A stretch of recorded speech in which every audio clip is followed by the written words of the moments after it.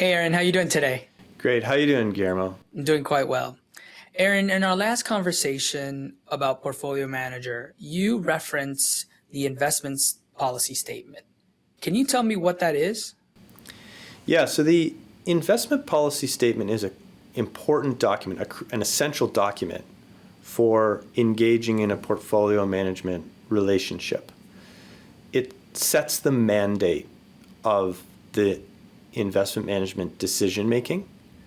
It sets the boundaries, risk limitations, and it's essentially a document where the owner of the assets gives permission or an outline to the portfolio manager of what you're trying to actually achieve with that capital through the investment process.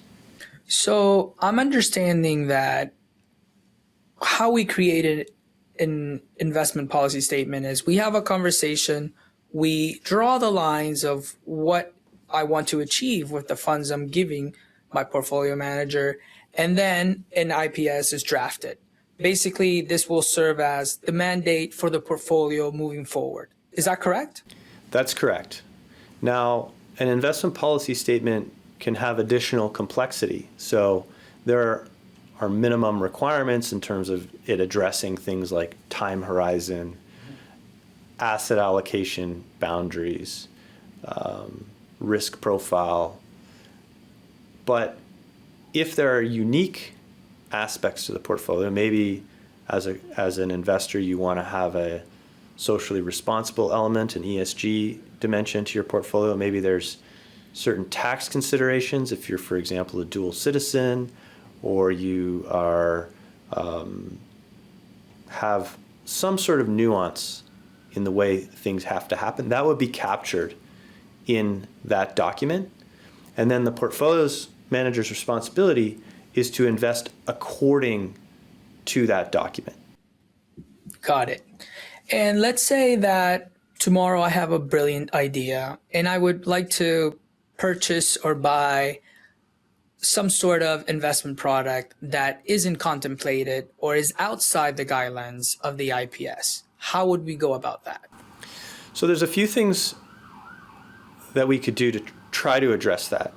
The portfolio manager is responsible for investing according to the investment policy statement.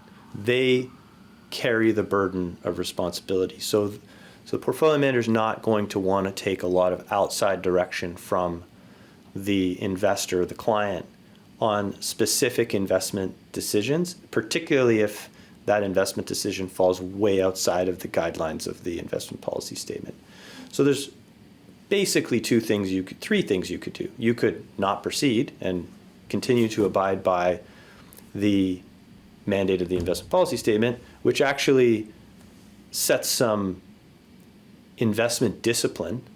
It ensures that you don't do anything erratic in your investment process. If you had a particular unique investment, you could set up a commission account. Now we're operating in the non-discretionary environment for that particular part of your investments, and we would take it out of the discretionary environment into the non-discretionary environment. That's a solution.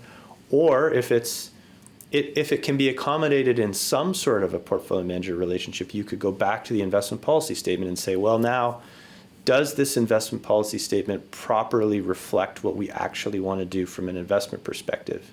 And if it doesn't, you just create a new investment policy statement, you agree to it, you put it in place. Now the portfolio is governed by this new mandate. Okay. So the IPS basically puts us both in check. The portfolio manager of what the mandate is for this exact funds, and for myself to understand of where my funds will be invested.